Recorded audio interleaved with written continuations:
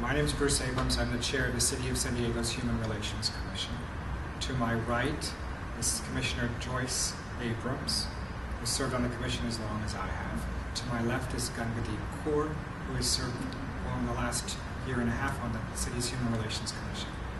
We are a commission that advises and recommends to the City Council and the Mayor about issues that affect San Diegans, about inclusion and diversity, and about situations that need to be addressed, and we bring that information forward.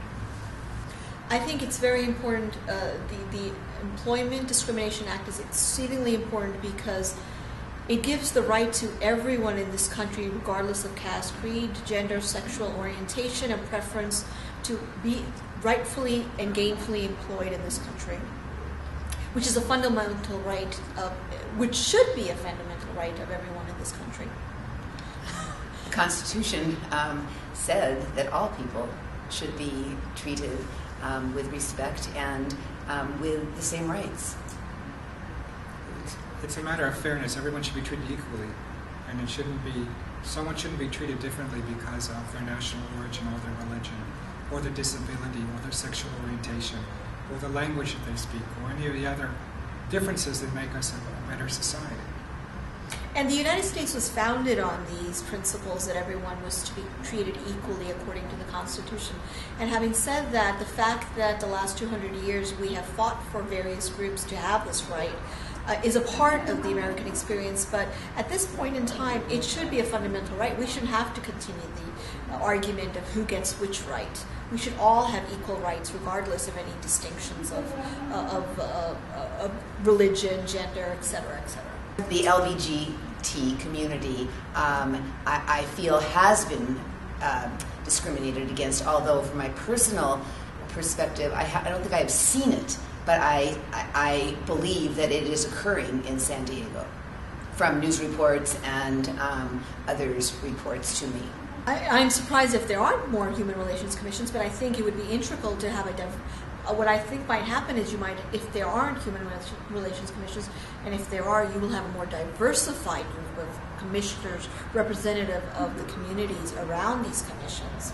That's also integral from the perspective of representation. I think that if the act would be passed, the other states would then have the law backing them, and I think that's important.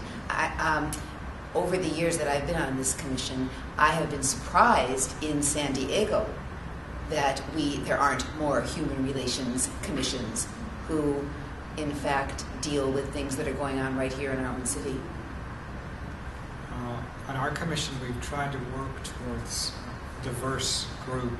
So we actually are 51% female to male, Latino, Asian American, Pacific Islander, gay and lesbian. We've had transgender. We've had bisexual, African American, male and female. Gangadeep is our first Sikh person on the commission. We have Jews, we've had Muslims, we have had Jehovah's Witness, as well as mainstream Protestant Catholic. American Indian? Yeah, Native American. And what we're hoping is that by meeting one another, we can share our history and our groups and our coalitions so that we can support one another. One of our former executive directors used the word carrying the water for others. And that's what I've learned from serving on this commission, is that it's important for each of us to speak for the other and for others who have encountered injustice. And I think about the unemployment that you were talking about. We're a better society when everyone is employed fully, and to marginalize certain people because of their sexual orientation or their perceived sexual orientation or their fear of their sexual orientation just weakens the whole economy. It makes it so that we're not working efficiently and effectively. And it's harmful to these people individually. It's just not a healthy thing to have. I don't know, I guess it's just the way I was brought up. And I also think that I am a member of a minority, and perhaps I experienced that or was aware of it against people in my own community, and so perhaps I was sensitive to the rights of everyone. Similarly, I think that I was brought up being Jewish in a community that was predominantly a minority in the state of Oregon. Then coming out as being gay made me even more of an isolated kind of group, and even with my education I felt sort of more marginalized. But I think what gives me the spirit is I see my niece, and she's part Latino, and to hear her voice and hear what she's experiencing. I mean, I'll give you more information, but AB 1070, when she said she heard on the radio that people hate Mexicans, it was hurtful. Personally, my parents came to the United States in 1972, leaving my brother and I behind, as well as their entire family. And in America, they faced much hardship, not just because of their religious background, but because of their difference in ethnicity. And my faith as a Sikh teaches me as well that everyone has the right to equality, regardless of caste, creed, gender, and now I will add, sexual preference as well to it. But that's the basis of my belief that everyone is and has the right to diverse, equal rights. Our city of San Diego's Human Relations Commission is empowered under the municipal code.